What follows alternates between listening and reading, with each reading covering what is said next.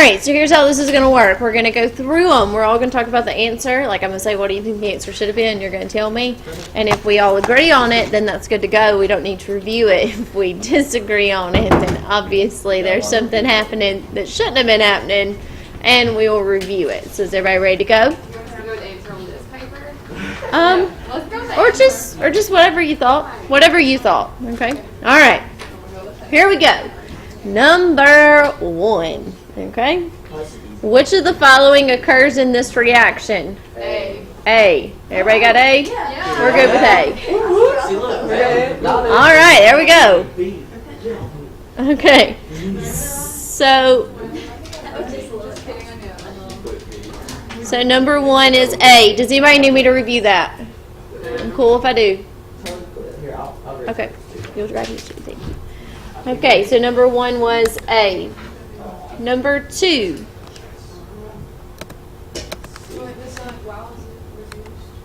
Huh? Well, you know it wasn't oxidized because aluminum went from positive 3 to 0, so it was reduced. You know it wasn't negative 3 to 0, and F couldn't have been reduced because it went from negative 1 to negative 1. So honestly, A was just the only answer choice that was left when you eliminated B, C, and D. Okay. All right, let's look at number 2, and the correct answer should have been C. Okay, the correct answer should have been C.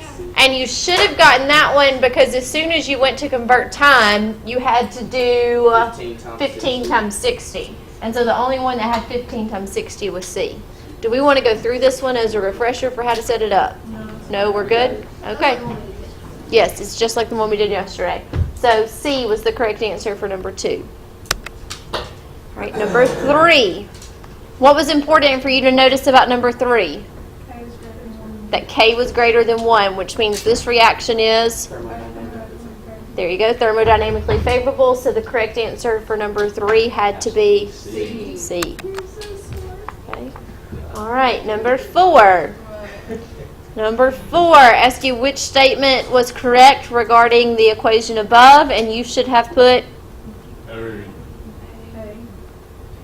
D. We should have put D. Okay. All right. Excuse me. We should have put A because here iodine is a negative 1. I mean D, sorry. We should have put D because here iodine is a negative 1. Here it's what? 0. Okay? 0.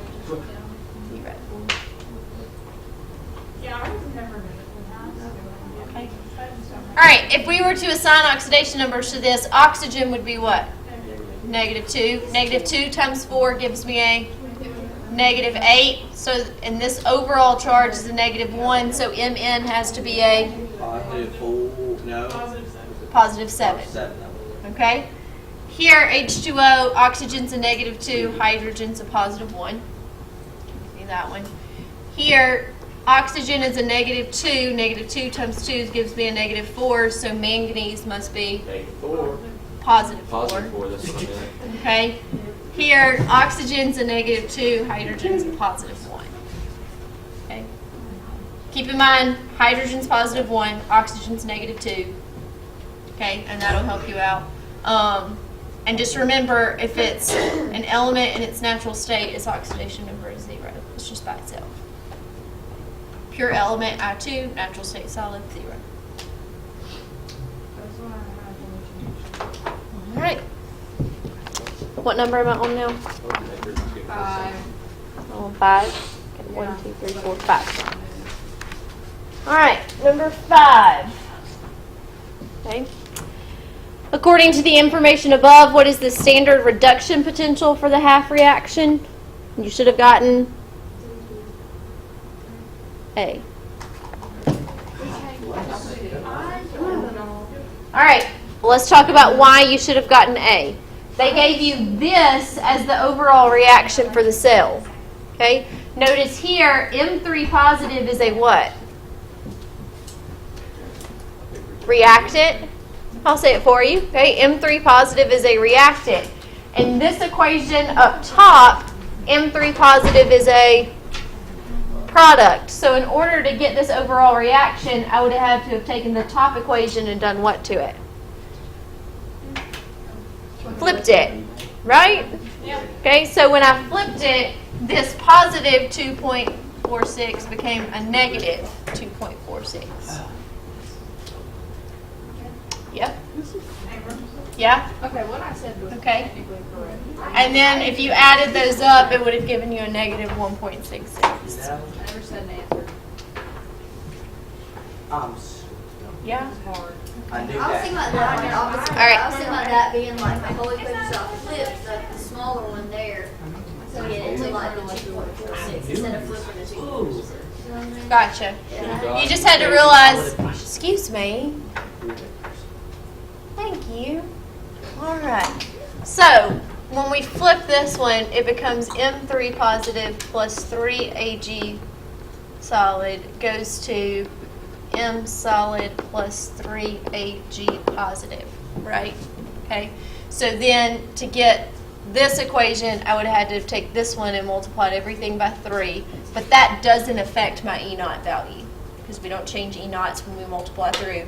The only time you change E naughts is if when you flip, making them positive and negative. So now my 3Ag positive cancels because that's on the reactant side, that's on the product. My 3Ag solid cancels. That's a product, that's a reactant. So now I have M3 positive plus 3 electrons gives me M solid. You see that? Okay.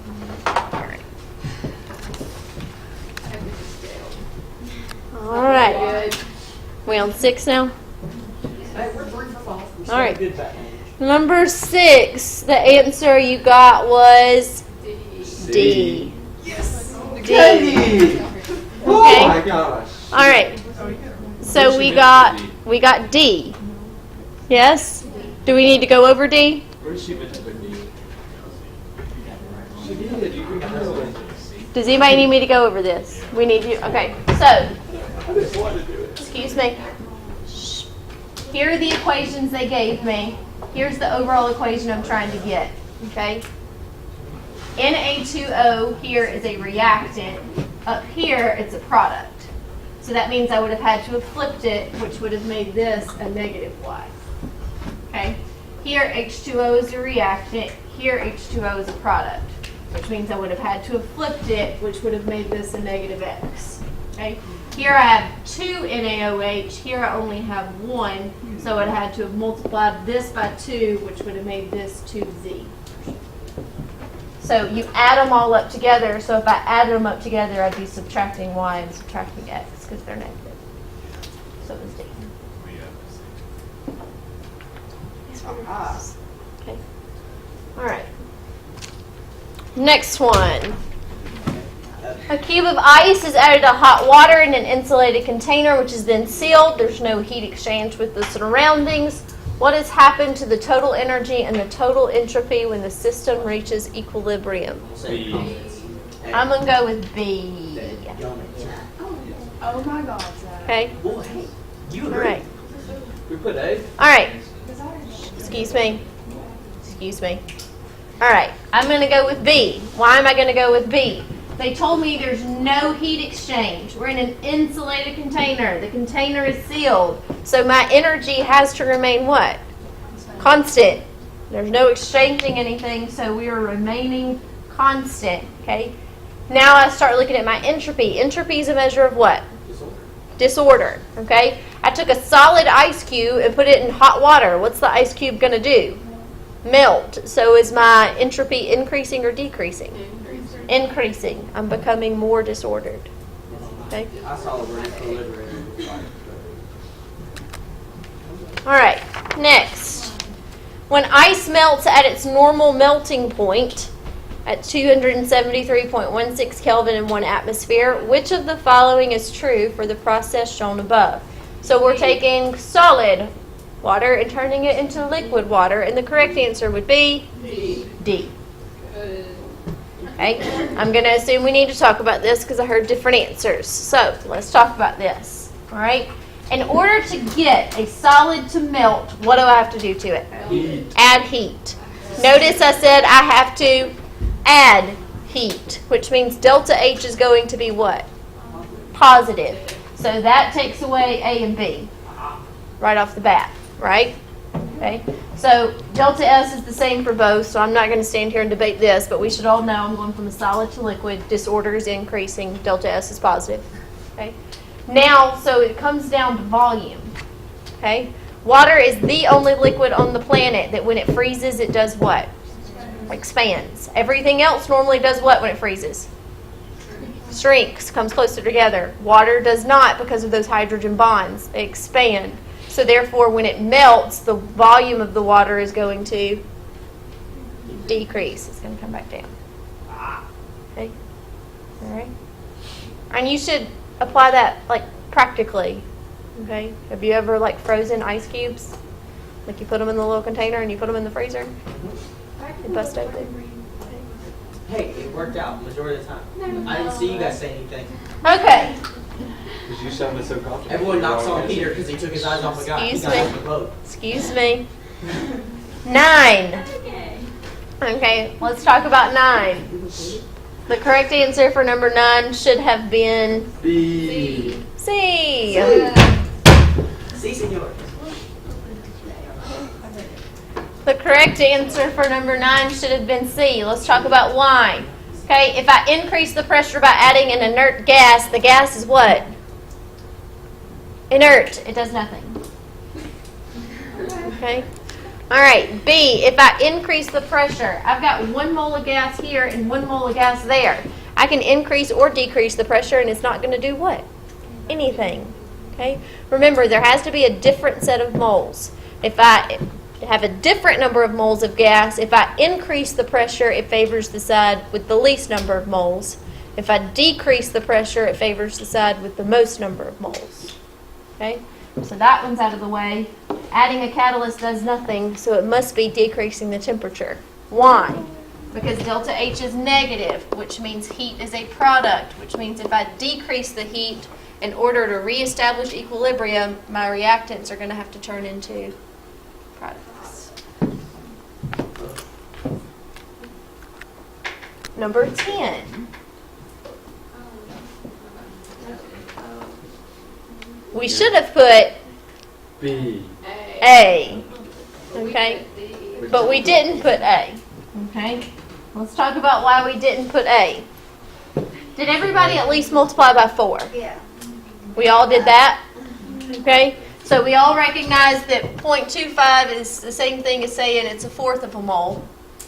They told me they want kilojoules per mole, okay? Which means this is how much energy was released. If energy is released, that means delta H is negative. So this is a negative 11 kilojoules. Okay, that's how much was released when I had 1/4 of a mole. I want to know how much was released when I had a whole mole. So that means I would do negative 11 times 4, and I would get negative 44. We were so close. Just on the way. Okay. See? Distracted. Half a point. All right. 11. The correct answer should have been D. D. We all got that, right? Yes. Okay, good. Yay? Yay. D. Yeah, yes. All right. Number 12. Okay. Number 12. Ooh, I like number 12. Number 12 was a good one. All right, and number 12, the correct answer should have been B. B. Yes. B. Did we all get B? Yes. We got B. We all got B? Caveman. Yay. Easy. Nice. That was easy. Okay, We well, didn't we're, put B, man. I put B. What'd you put? all right. What I put? All right, let's talk about this. Excuse me. You put B. Excuse me. I worked that one. Let's make sure we understand this. Remember, when we're doing rate law, we look for where one's held constant and the other one changes. So in experiments 1 and 2, oxygen is held constant, NO doubles. The rate does the exact same thing, so that means NO's what order? First. So that takes away C and D as answer choices. Okay. If I look in experiments 2 and 3, NO is held constant. Oxygen quadruples from here to here. You had to change that to 80 times 10 to the negative fourth so you could really see what it does. And from there to there, it went times 16. So therefore, 4 squared is what? 16, so it must have been second order for O2. So that would be B. Good job, bud. Zach was looking at that one himself. Okay. Number 13? B. B. B? B. Do we need it explained or we got it? I would actually, Zach Dallas would actually like to see an explanation. I knew You would like to see an I would like to explanation? see it. Okay.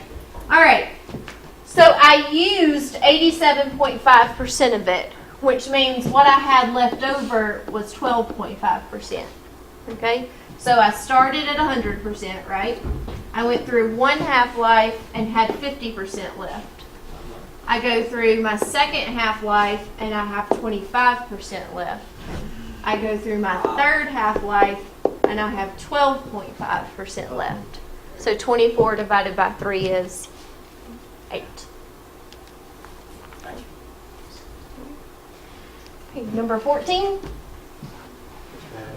I already have the explanation up there. I'll redo it. And everybody should have said A. A, because we draw a line under the Oh, mine is slow. Okay? Remember, yes, this is 14, right? Yes. 12, 13, 14, yes. This is 14. So I draw a line under the slow. Nothing counts after slow. Okay? So if there would have been another fast up here, would we have counted it? Yes. Yes. Okay? But nothing counts after slow, so that one no longer counts. Okay? So I only look at my reactants. So there's 2 NOs, so it would be rate is equal to NO squared. Okay.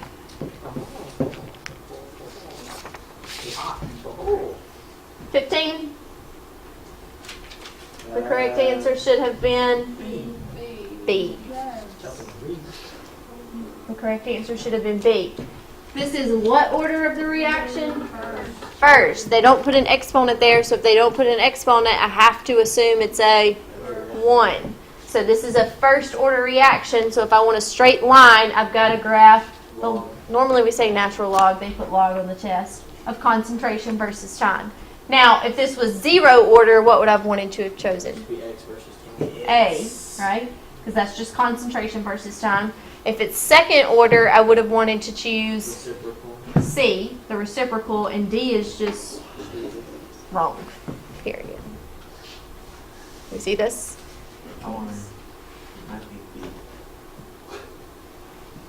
16. Hey, wait, what? the 8 one. That's what we just plugged it in. Yeah. I just said Okay. what Josie put. Tyreek put B though. I put D. Woo! Okay. I put D. Remember, when we start off in the beginning, we're at 1 and 1. Well, 1 times 1 squared is 1. So my rate's 1. Then we change it to 2 and 2. Well, what's 2 times 2 squared? 8, right? Because 2 squared is 4 times 2 is 8. So how many times did the rate increase? Is that true to 8 say? times. That's how you do it. I didn't know that's how you did it. Oh, I saw like it say. And I don't care about K because K is what? Rate constant. So it would have stayed the same for both of them. Yeah. And then last but not least, we have 17. Excuse me. Last but not least, we have 17. Which of the following is a catalyst? And you should have put D. I'm guessing B. D. Okay. Remember, excuse me, a catalyst does nothing but make the reaction do what? Excuse me. What does a catalyst do? It makes the reaction go faster. So when am I going to put the catalyst in? Let's go to slide. But no, like when during the reaction? The beginning, the middle, the end. The beginning, right? So here we put our negative in the beginning. Now, does it play any part in the reaction? No. So what happens to it at the end? Still there. Okay? Now, some of you may have put an IO. Remember, that's an intermediate.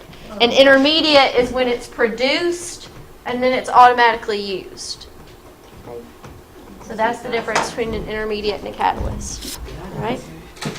And we are done.